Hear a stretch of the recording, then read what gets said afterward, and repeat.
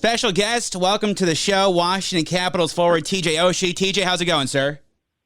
Not too bad. How are you doing? Good, man. This is going to be like a 6 degrees separation, but I'm from St. Paul originally, now live in D.C. When I was in 8th grade, I was at the Totino game, double overtime, War Road for the state championship. Oh, wow. That's crazy. What a small world. That was definitely one of the highlighted games of my career. You're kind of an enigma in the sense, too, that you weren't full-on hockey your entire life growing up, right? Wasn't more so like your high school is when you started to focus solely on hockey?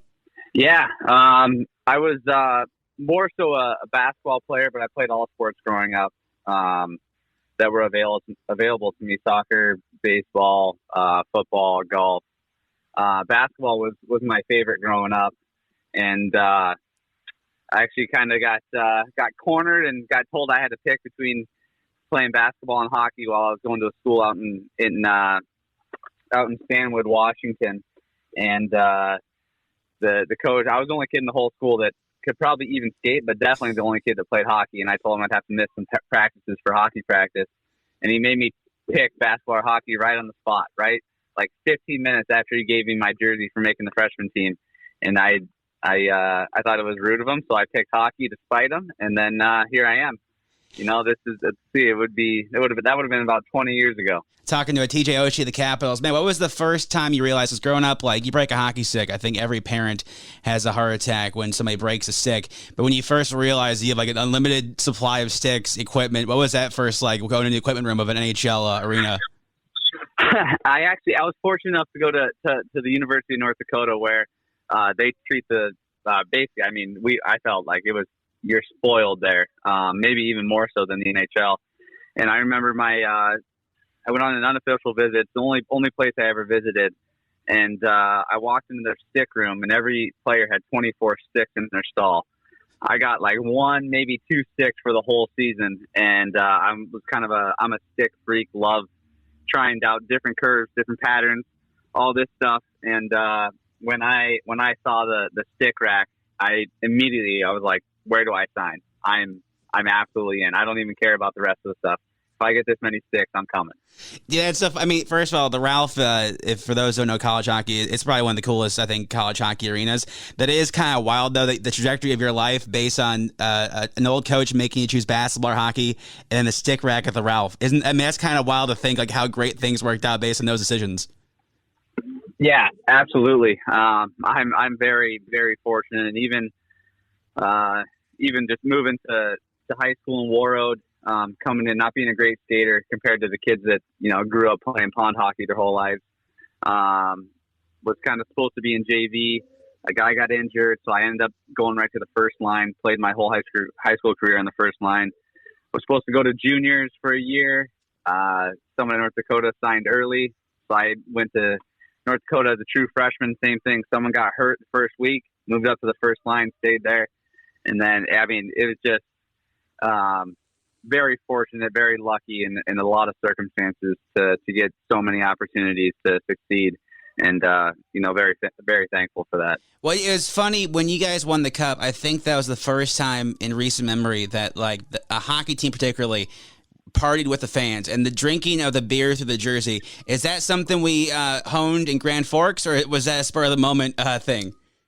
I would have picked that up in Grand Forks for sure. We call it the Hollow Man, like the movie where the guy's invisible. Kevin Bacon, I think. Yeah. And he puts the cloth over his face so that people so he can pretend to walk around in society. But yeah, that was a super cool moment, I think, for everyone here to celebrate with the fans. We felt like they were such a big part of what we had going on, what we still have going on here. And we were not afraid or shy to show them the celebration and have them involved in it. Well, I mean, being in D.C. too, I'd be afraid of, like, was there ever any thought of, like, wonder what we can't do? Like, because D.C. is a weird place where you kind of sometimes walk around and go, I wonder if what would happen if I stepped on this particular grass that says do not step on. Or is it kind of like, we got the Cup, we can probably go to the White House if we want to. I think when we visited the White House, they actually said if we win again, we can go in the fountain right on the White House grounds. Which I don't know if that's still standing now. But no, you know what? The city, and I've been here. I think this is my 7th or 8th year. But since I've been here, the Washington D.C. is very divided on a lot of different subjects. And that was one time where it didn't matter what side of politics you were on, where you lived. Everyone came together and felt like one big family, and there was just so much joy on the streets. And it was really a really special moment, a really special experience for me and the team and the fans, and getting to celebrate together. Everyone here was on cloud nine. Where's the where do you put the cup ring? The cup ring for me is just stowed away. When I'm done, or we just got a new place in McLean, so I'll probably find a nice spot for it where the kids can't get to it. But for now, she's just stowed away. I take a look at her every once in a while, but I need to get going. Did you guys get rings for War Road too? So do you have like 2 rings next to each other? Yeah. So I actually got my state championship rings in my backpack that I bring to the rink every day. That's cool. That's badass. Yeah, my state championship rings are always with me. Talking to a TJ Oshie, the Capitals, man. Again, I appreciate you taking the time out. There's a couple last questions. I mean, you play on some of the greatest teams, literally in every level you played at. I think the only championships you might have missed was the NCAA and a gold medal. If you had to pick one off the top, which one would you want to go get? Oh boy, gosh, it's tough, I man. I think gold medal. I think gold medal would probably be up top, but national championships right there. I mean, my teammates at North Dakota and really the alumni, the coaches, the staff, everyone there is a really tight family, and I care very deeply about the guys I played with there. The Olympic medal it's different because, I mean, you're wearing a Team USA sweater. I mean, what better time to win a championship than when you're representing your country? So I'll go gold medal, but my biggest regret is never winning a national championship. I mean, you guys were stacked to North Dakota back in the day. Is it weird going back? The Xcel Energy Center, if you guys don't know, is the home rink of the Minnesota Wild. It's also where the high school state championship is and the Final Five. Is it weird going back in that arena? Do we get nostalgia, or is it just like another rink? No, I get nostalgic for sure. I mean, we got a Final Five win there, 2 state championship wins there.